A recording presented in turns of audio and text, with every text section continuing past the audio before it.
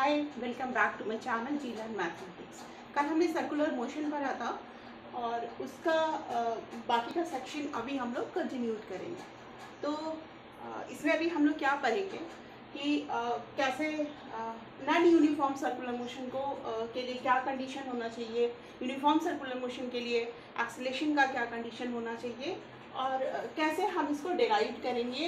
ये class 12th में भी आपका CBSE बोर्ड, ICSE बोर्ड और स्टेट बोर्ड में इससे रिलेटेड क्वेश्चन डेरिवेशन का आता है और इसको समझने की बहुत ज़रूरत है। अगर ये आप समझ जाओगे तो आपको ऐसे क्वेश्चन में थोड़ा सा भी चेंज कर देंगे, वो नॉर्मल एक्सेलरेशन लिख देंगे, टेंजेंशियल लिख देंगे, तो आप यू मे कंफ्यूज, आप टेंजेंशियल हो या नॉर्मल हो, आप MA लिख देते हो, MBS विदाउट सोचे कि वो टेंजेंशियल है या नॉर्मल है। इसको अगर आप अच्छे से देख लोगे तो आपको वो समझ में आ जाएगा।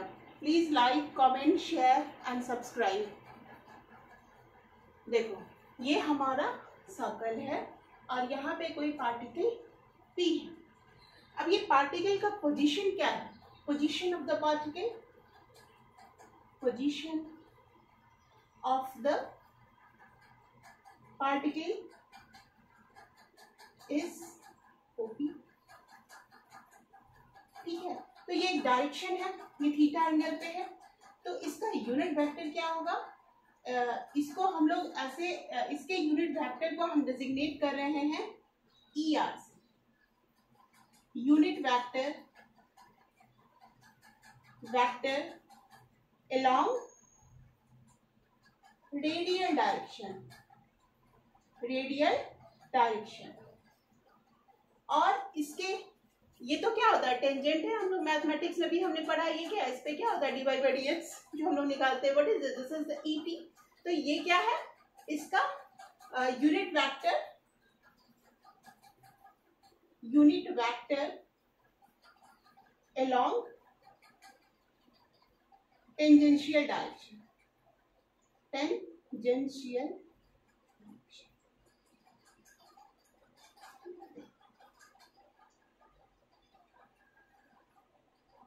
OP को हम लोग क्या लिख सकते हैं? OP को हम लोग OP के कंपोनेंट को क्या लिख सकते हैं? OP cos theta. Vector OP is equal to OP cos theta I means x direction में, और ये हमारा J डायरेक्शन हो गया, ये हो गया OP sin थीटा J। ये कैसे आया? OP है तो हम लोग वही पाइथागोरस थ्योरम से P/H करेंगे, P/P करेंगे, तो क्या आएगा? OP cos थीटा, यानी दिस पार्ट आएगा OP cos थीटा और दिस पार्ट क्या आएगा? OP sin। यानी OP cos थीटा किस तरफ? I की तरफ आया। ये x एक्सिस है, ये y एक्सिस है, ये I डायरेक्शन है, ये Z डायरेक्शन। तो I की तरफ आया तो हमने क्या लिखा? OP cos theta I and OP sin theta J। तो इसका वेक्टर OP को अगर हम OP दोनों में कॉमन लेके डिवाइड करेंगे तो क्या आएगा हमारा? cos theta I plus sin theta J। A vector OP divided by OP, what is this? This is the unit vector along radial direction। तो इसको क्या लिखेंगे? ER is equal to cos theta I plus sin theta J। देखो, ये हम क्यों कर रहे हैं इसका भी हमको आगे आप देखेंगे। अब जो नेक्स्ट हम लोग स्टेप में आएंगे वहां, ये हमारा क्या हो गया? ER की तरफ। अब हम लोग E टेंजेंशियल, अब देखो यहाँ पे बहुत लोग कंफ्यूज, E टेंजेंशियल की तरफ क्या होगा, या वो लोग क्या करते हैं, इसको रट लेते। रटने की कोई जरूरत नहीं है। आप देखो, ये एंगल थीटा है तो ये क्या होगा? ये एंगल टोटल थीटा है तो ये क्या होगा? 90 होएगा ना? 90 माइनस थीटा। तो अब हम लोग इसको कैसे निकालते हैं?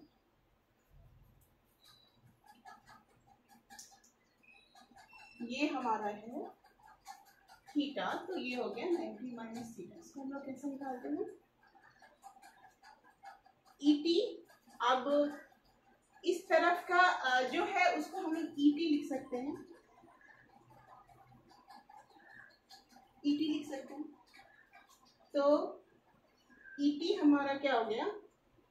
ये हमारा ऐसे देखो, ये एंगल है, ये परपेंडिकुलर डालोगे तो ये है 90 minus, this is 90 minus theta, लेकिन हमारा ये किधर है, इधर है, तो ये कुछ होगा इसका वैल्यू, यानी इसको हम लोग पूरा मिला के क्या यहाँ तक आ गया 90, ये हो गया 90 और ये हमारा एंगल थीटा है, तो ये हो गया थीटा, ये हो गया हमारा, ये थीटा तो 90 माइनस थीटा, ये एंगल थीटा हो गया, यानी ईटी से इस बेस का एंगल कितना है, तो ये हम इसको नया ऐसे बना सकते हैं, अगर ट्रायंगल नहीं समझ में आए तो ये एंगल कितना है 90 प्लस थीटा, क्योंकि ये एंगल क्या हो गया यहाँ तक 90 और ये एंगल थीटा, और इसको हम लोगों ने कैसे समझा, ये थीटा तो ये थीटा और ये क्या हो गया 90 माइनस थीटा, तो ये थीटा हो गया, तो ये टोटल क्या हो गया 90 प्लस थीटा। अब ईटी को भी हम लोग इसी तरह लिख सकते हैं, टेंजेंशियल को क्या लिख सकते हैं, सेम इसमें ना कॉस 90 प्लस थीटा कर दो, आई प्लस साइन 90 प्लस थीटा जी। अब कॉस 90 प्लस थीटा क्या होता है, कौन से क्वाड्रेंट में आता है, ये आता है आपका सेकेंड क्वाड्रेंट में, सेकेंड क्वाड्रेंट में क्या हो जाता है माइनस, कॉस क्या होता है नेगेटिव, माइनस साइन थीटा आई, और साइन पॉजिटिव आता है, इसको हम लिख सकते हैं कॉस थीटा जी। तो सबसे समझ यहाँ पे कंफ्यूजन होता है, ये थीटा है तो यहाँ पे ईटी इसके ऊपर है, ये एंगल 90 है तो ये क्या हो जाएगा 90 प्लस थीटा, हमने ये डायग्राम भी बना रखा है, आप उसमें देख सकते हो। तो ये हमारा टेंजेंशियल का डायरेक्शन है, ये हमारा ऐसे टुवर्ड्स एक्स एक्सिस, और ये हमारा ER का डायरेक्शन है या नॉर्मल का डायरेक्शन है, सब बोल सकते हो। तो दो हमारा यूनिट वेक्टर आ गया, एक आया ER और दूसरा आया ET। अब इस दोनों को हम लोग यूज करेंगे, कैसे यूज करेंगे बाबा, देखो तो वेक्टर ये ओपी को तो हम लोग क्या लिख सकते हैं, आर लिख सकते हैं ना, तो वेक्टर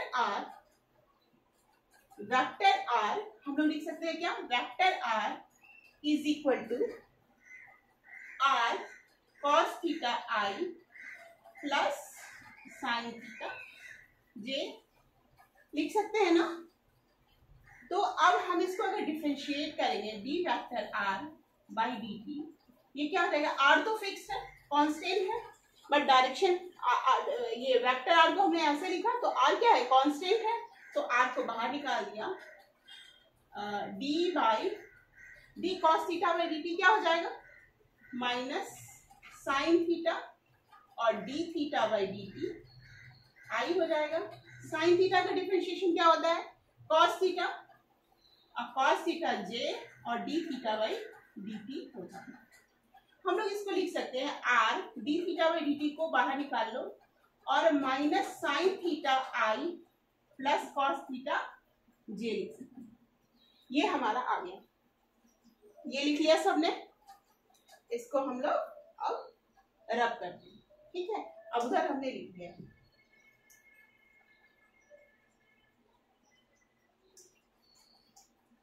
तो हमारा क्या आया D R vector D R Y D T is equal to R D theta by D T कल ही पढ़ा है हमने, क्या होता है ओमेगा, इसको लिख सकते हैं एंगुलर वेलोसिटी ओमेगा आर, इसको minus sine theta i plus cos theta जे।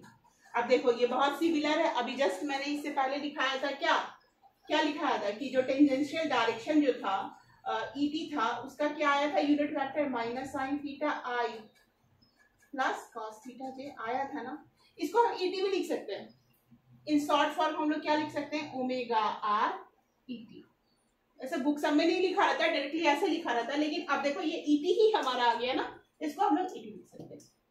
अब देखो dr by dt से हमारा dr by dt मतलब क्या था वेलोसिटी इज अ वेक्टर लिख दिया भी, तो ये हमारा आया v वेक्टर v बराबर ओमेगा आर टी।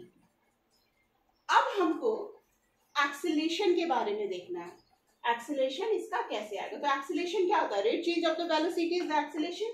अब हम लोग क्या करते हैं कि dv by dt को डिफरेंशिएट करते हैं, तो क्या आ गया आर देखो कांस्टेंट है, u इंटू वी फॉर्म का डिफरेंशिएशन है, तो हम लोग इसको क्या लिख सकते हैं E T D omega by D T लिख सकते हैं, प्लस ओमेगा बाहर D E T by D T लिख सकते हैं ना। इसको हमने इसको छोटा कर दिया, यहाँ पे ईटी, ये वैल्यू को डायरेक्टली ईटी लिख दिया। अब देखो इसको हम लोग रख सकते हैं, तो D omega by D T क्या होता है, rate change of angular velocity को हम लोग क्या बोलते हैं, एंगुलर एक्सीलरेशन, वो अल्फा होता है। अल्फा बराबर D omega by D T, rate change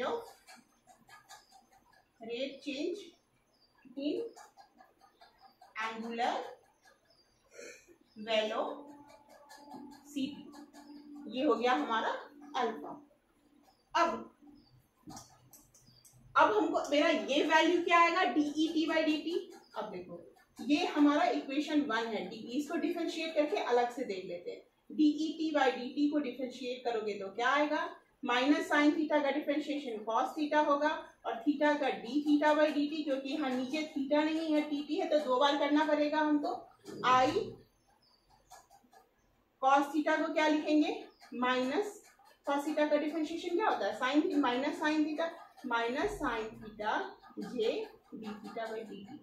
यानी ये क्या हो गया हमारा, माइनस कॉमन ले लो, d theta by D t common ले लो, तो क्या आ गया ये cos theta i plus sine theta आया।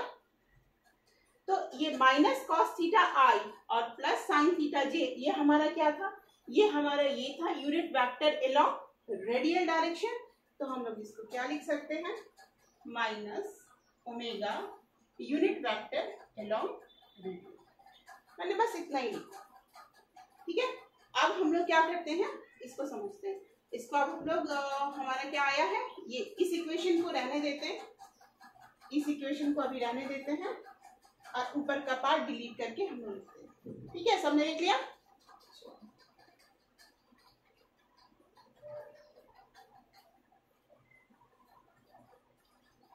तो हमारा अब क्या था, dv by D T is equal to dv by D T is equal to R e to the power e T D omega by D t plus omega, इसका वैल्यू minus omega ये लिख दे, that is minus omega square ई।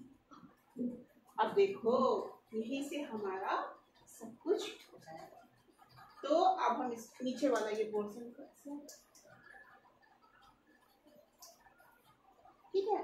तो हमारा क्या formula आ गया, R d omega by d R alpha e t और minus omega square e R, यानी कि जो हमारा एक्सीलरेशन होगा, जो नेट जो एक्सीलरेशन होगा वो हमारा क्या होगा, टेंजेंशियल डायरेक्शन में क्या होगा, आर अल्फा होगा, और रेडियल डायरेक्शन में क्या होगा, माइनस ओमेगा स्क्वायर आर। अब माइनस कहने का मतलब है कि टुवर्ड्स ई आर है, इस तरफ है, माइनस इसलिए आ रहा है कि ई आर की तरफ है।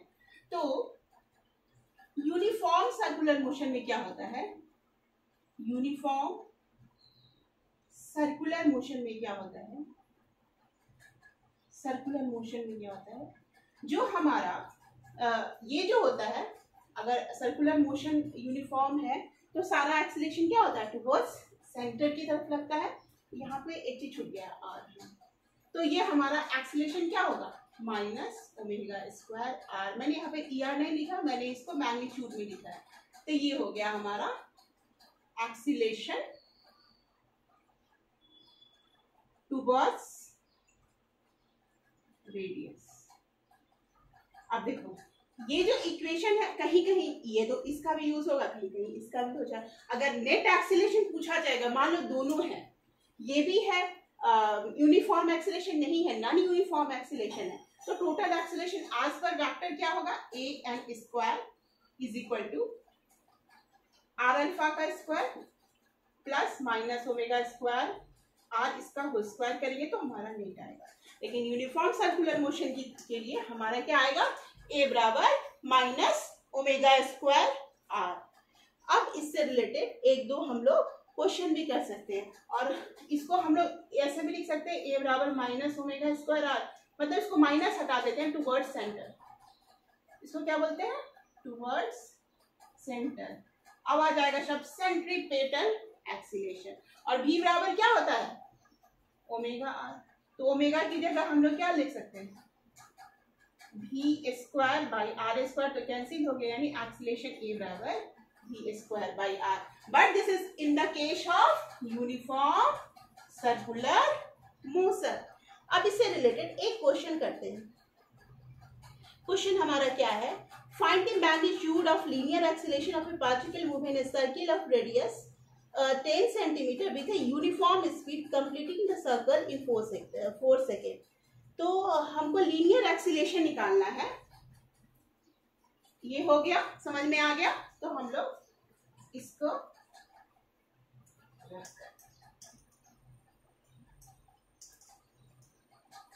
क्वेश्चन हमारा क्या है कि find the magnitude of the linear acceleration of A particle moving in a circle of radius 10 centimetre. तो सर्कल का रेडियस क्या है r बराबर 10 सेंटीमीटर, यूनिफॉर्म स्पीड क्या है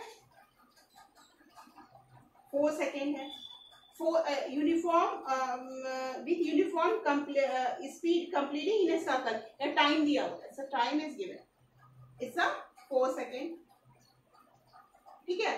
तो लीनियर एक्सीलरेशन फाइंड आउट करना, लीनियर एक्सीलरेशन फाइंड आउट करना बराबर व्हाट। देखो यूनिफॉर्म शब्द आ रहा है क्वेश्चन में, ये सब बहुत मिस्टेक होता है, यूनिफॉर्म किधर लिखा है, बच्चे उसको देखते नहीं, बस कभी फॉर्मूला लगाया कर दिया, बस शब्द को पूरे एक एक शब्द को ध्यान से पढ़ना। यूनिफॉर्म शब्द आया तो हम लोग लगा सकते हैं ना a radial equal to b square by, but यहाँ पे टाइम दिया हुआ है, तो टाइम के लिए हम लोग क्या करेंगे, फॉर्मूला ओमेगा बराबर क्या होता है 2 पाई बाई टी, है ना। तो टाइम क्या दिया है हमारा 4 सेकेंड, तो 2 पाई 4 second 2 pi by 4, A R को हम लोग क्या लिख सकते हैं ओमेगा स्क्वायर आर भी लिखते हैं, तो ओमेगा स्क्वायर की जगह आप क्या लिख सकते हो 4 पाई स्क्वायर बाई 16, आर का वैल्यू सेंटीमीटर में दिया हुआ है, तो 10 इंटू 10 टू पावर माइनस 2 कर देते हैं इसको, तो ये हो गया 4 पाई स्क्वायर का वैल्यू 9.8 होता है, याद रखोगे तो याद रहेगा, एंड 5 बाई 2 इंटू 10 पे पावर माइनस 2, तो ये आ गया 9.8 इंटू 2.5 इंटू 10 पे पावर माइनस 2। अब इसको हम लोग मल्टीप्लाई कर लेते हैं और हमारा आंसर आ जाता है जो भी आएगा हमको वट एवर भी, इसको 10 मानोगे तो ये हो जाएगा, अगर सपोज करो इसको अप्रोक्सीमेट लेते हैं 10, तो ये हो गया हमारा 25 इंटू 10 पे पावर मतलब 0.25 अराउंड, ठीक है। 10 नहीं लेंगे तो हम इसको मल्टीप्लाई कर देंगे 98 को 25, whatever will the answer 25.25 what is meter पर सेकेंड स्क्वायर, यूनिट को कभी भूलना नहीं है, is the answer. Thank you. और नेक्स्ट में हम लोग ट्रैक का पढ़ेंगे, कैसे ट्रैक में लगता है, जैसे सर्कुलर मोशन करते हो उसमें फ्रिक्शन फोर्स कैसे बैलेंस करता है, एंड नॉर्मल रिएक्शन से फ्रिक्शन फोर्स और नॉर्मल रिएक्शन में क्या क्या रिलेशन होता है, वो सब कुछ हम लोग नेक्स्ट वीडियो में पढ़ेंगे। Please continue and like, comment and share. Thank you.